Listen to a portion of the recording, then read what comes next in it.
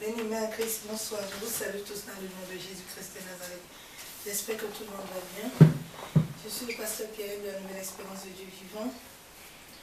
Je viens te laisser le message que le Père a déposé dans mon corps ce soir. Déracinons à nous tout mauvais dépôt.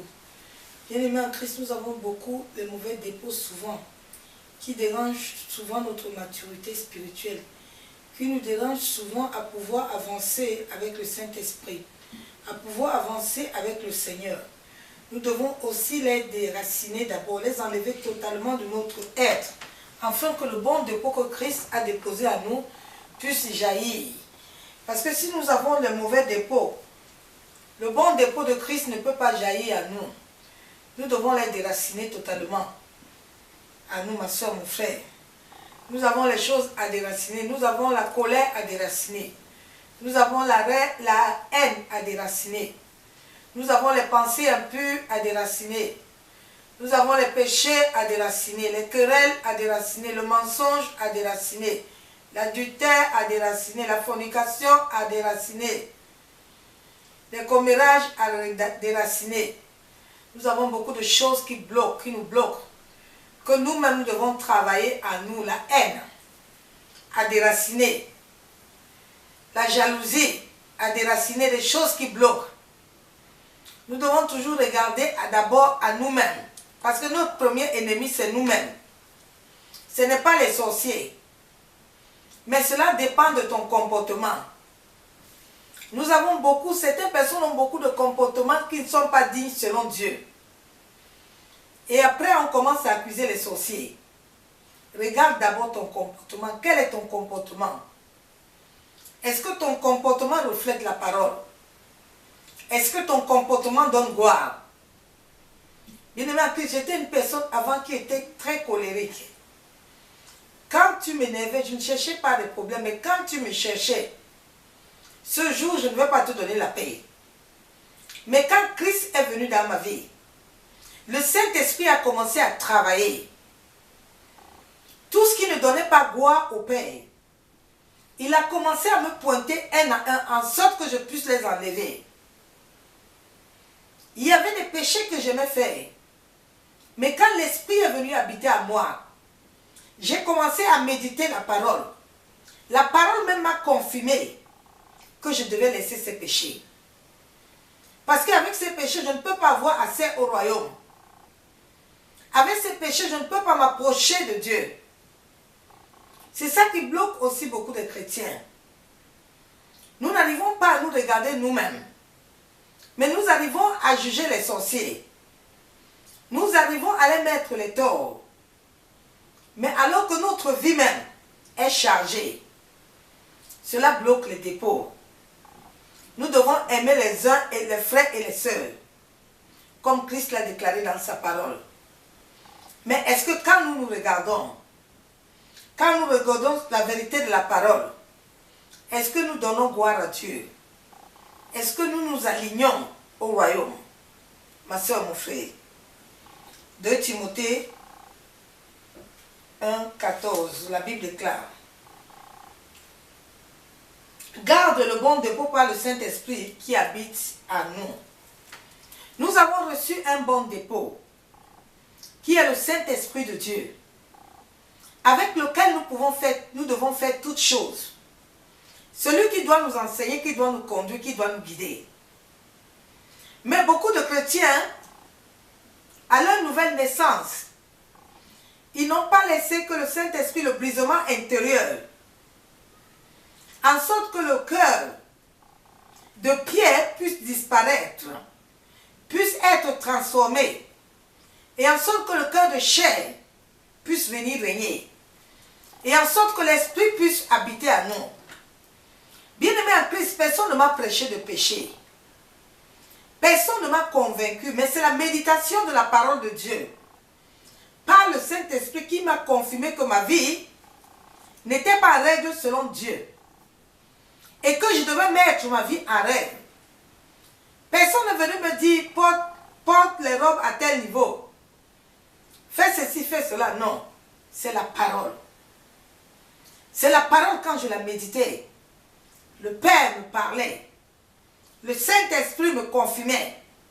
Il m'amenait dans les profondeurs à connaître que ma vie ne donne pas gloire à Dieu. Ma soeur, mon frère, 2 Timothée 2, 1, 2. Paul, apôtre de Jésus-Christ par la volonté de Dieu, pour annoncer la promesse de la vie qui est en Jésus-Christ. À Timothée, mon enfant bien-aimé, que la grâce, la miséricorde et la paix te soient données à la part de Dieu le Père, en Jésus-Christ, notre Seigneur. L'apôtre Paul, il était là pour nous annoncer les promesses de Dieu. Les promesses qui nous donnent la vie éternelle. Ce sont ces promesses, ma soeur, mon frère, que tu dois prendre dans ta vie, en sorte de pouvoir déraciner tout ce qui n'est pas de Dieu. Tu n'as pas besoin qu'un pasteur vienne te prêcher du péché. La Bible déclare que nous sommes morts ressuscités avec Christ. Ce n'est plus nous qui vivons, mais c'est Christ qui vit en nous. Donc si Christ vit en toi, tu dois regarder la parole. Qu'est-ce que la parole me dit? Si Christ te dit qu'il n'aime pas ceux qui volent, tu dois laisser le vol. Si Christ te dit qu'il n'aime pas le mensonge, tout ce que la Bible te déclare, tu dois l'abandonner. Et tu demandes de l'aide à l'Esprit Saint, de t'aider en force de ne plus retomber, de t'aider en sorte de ne plus chuter. Mais beaucoup pensent qu'ils peuvent le faire seuls. Ma soeur, mon frère, tu ne peux pas le faire seul parce que nous sortons du monde. Nous étions commandés par les esprits de nos familles. Nous étions commandés par des démons. Alors maintenant, Satan ne voudra pas que nous sortons de là pour aller à la lumière.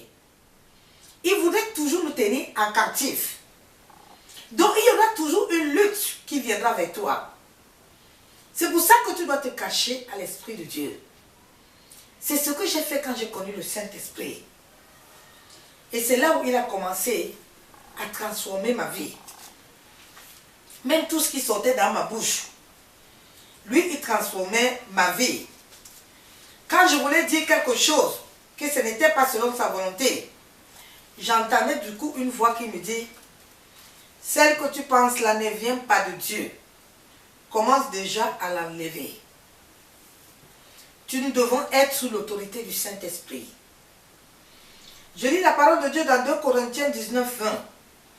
Car Dieu était en Christ, réconciliant le monde avec lui, même en n'imputant point aux hommes leur offense, mais il a mis en nous la parole de réconciliation.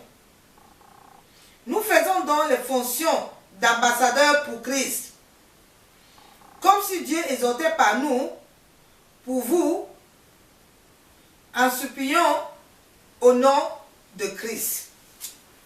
Bien-aimés, nous sommes les ambassadeurs de Christ. C'est nous qui représentons légalement Christ sur la terre.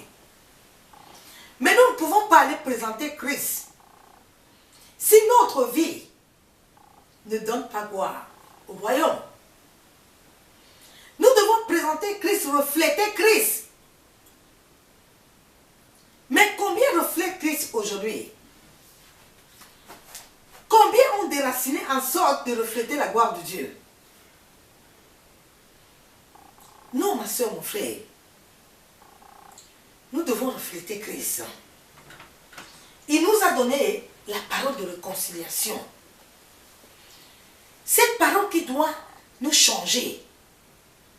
Cette parole qui doit nous transformer quand nous le lisons avec les yeux de l'esprit. Elle doit pénétrer notre âme en sorte de nous transformer. Ma soeur, mon frère. 1 Timothée, Colossiens 2, 8, la Bible déclare. Prenez garde que personne ne fasse de vous sa proie par la philosophie et par une vaine tromperie, s'appuyant sur la tradition des hommes, sur les rudiments du monde et non sur Christ.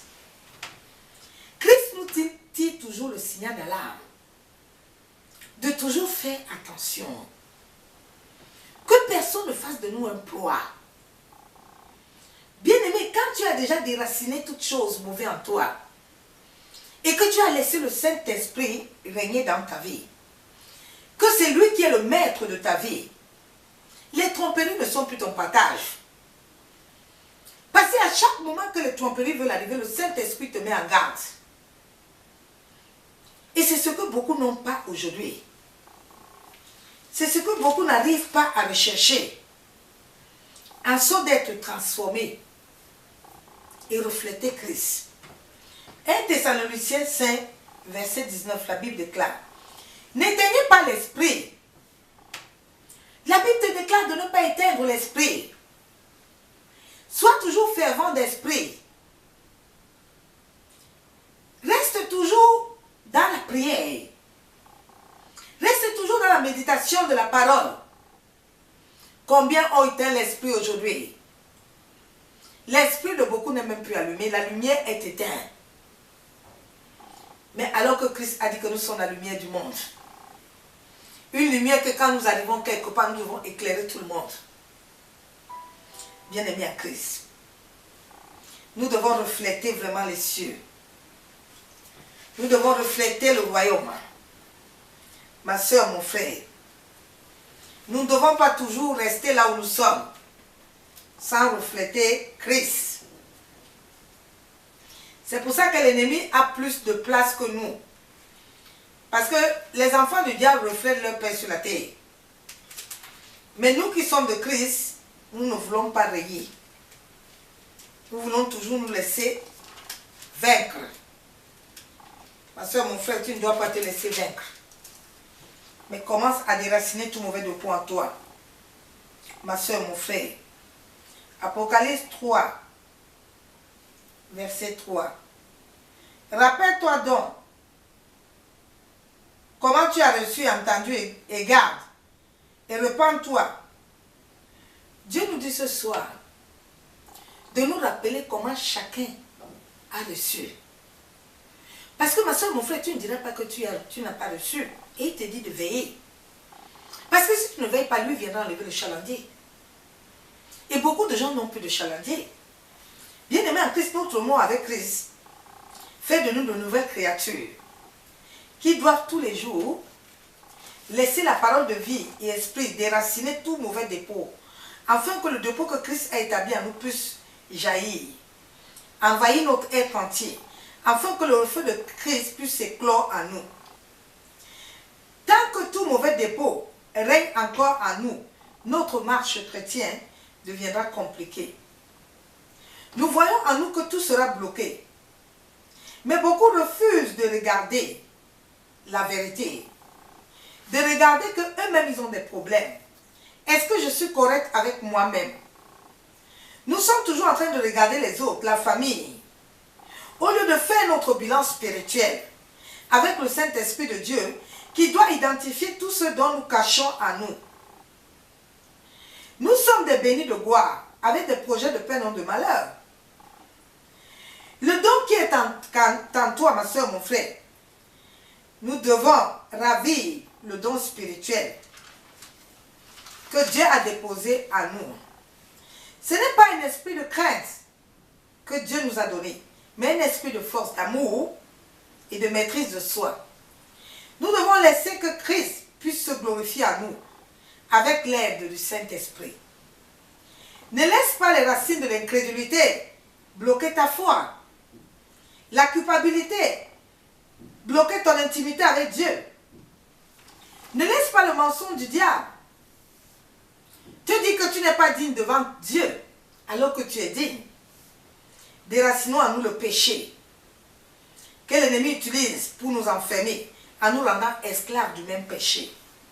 Cela bloque notre marche chrétienne avec le Saint-Esprit pour avoir la maturité spirituelle et l'épanouissement dans la vie chrétienne. Nous devons avant tout nous débarrasser de la désobéissance, des disputes, de vol, de la haine, de l'égoïsme, les mauvaises pensées impures, les pensées orgueilleuses, la tricherie, et laisser que Christ puisse se refléter dans notre vie. Soyez tous abondamment bénis. Dans le nom puissant et précieux du Seigneur Jésus-Christ de Nazareth, je vous aime, l'amour de Dieu. À bientôt.